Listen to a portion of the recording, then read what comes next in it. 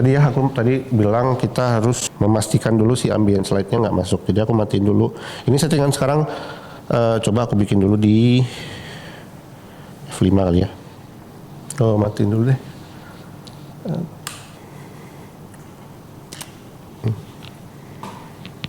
Gelap ya. Oke, benar-benar berarti walaupun ini sebenarnya lumayan ada cahaya kan dari situ segala macam. Tapi dengan settingan kita si cahaya luarnya nggak masuk. Tapi kalau misalnya let's say aku coba kalau pakai 28 kira-kira nah ada dikit ya masuk tuh.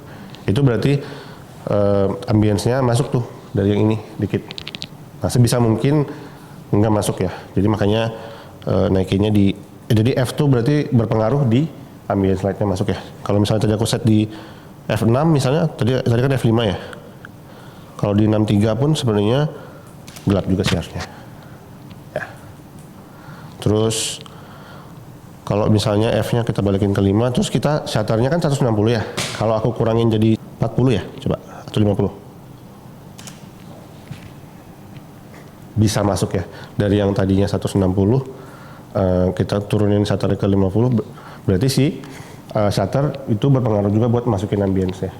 Kalau misalnya ini kan kebetulan netral ya, kebetulan ini kuning, ya nanti bisa juga akan ada masuk juga warna kuning di situ. Shutter berpengaruh, si ISO otomatis juga ya. Kalau misalnya kita masukin, otomatis dia lebih terang, misalnya berapa 800, tetap. Jadi hampir semua elemen segitiga exposure itu berpengaruh buat masukin ambience ya.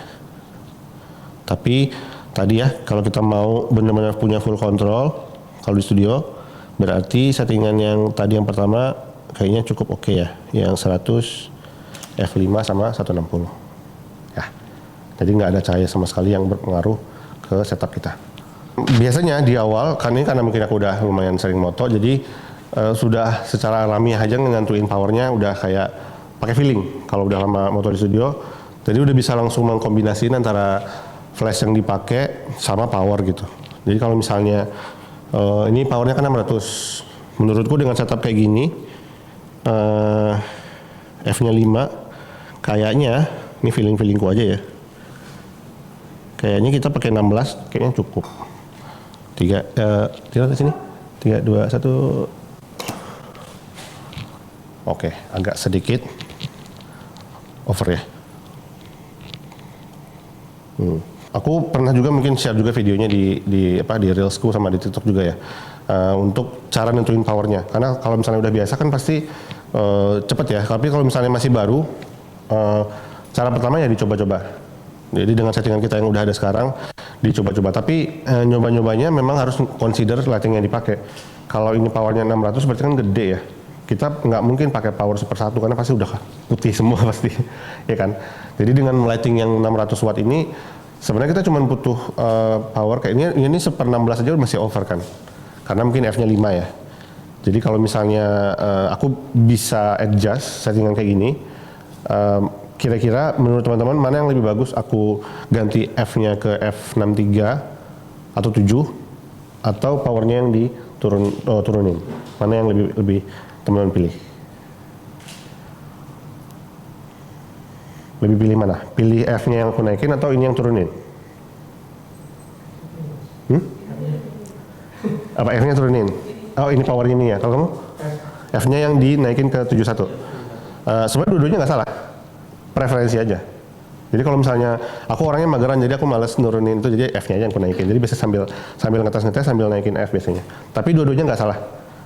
Bebas ya. Tapi kadang-kadang kan kalau misalnya lagi di studio misalnya, kita butuh fokus yang rata. Biasanya tuh aku di studio ini sweet spotnya di 8. Jadi studio 100, 8, 160 itu udah pasti settingan default. Kecuali nanti pas waktu lagi moto ada keputusan kreatif yang beda, baru aku ubah. Tapi kalau misalnya ini sebenarnya ya biasanya di studio udah defaultnya segini dulu gitu.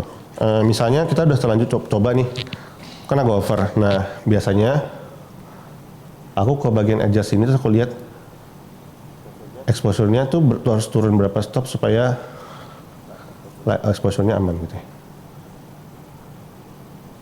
Nah, sebenarnya 1 stop kan, ya, ini -1 nih. min 1, which means berarti tadi dari yang F5 aku harus turunin si F-nya 1 stop.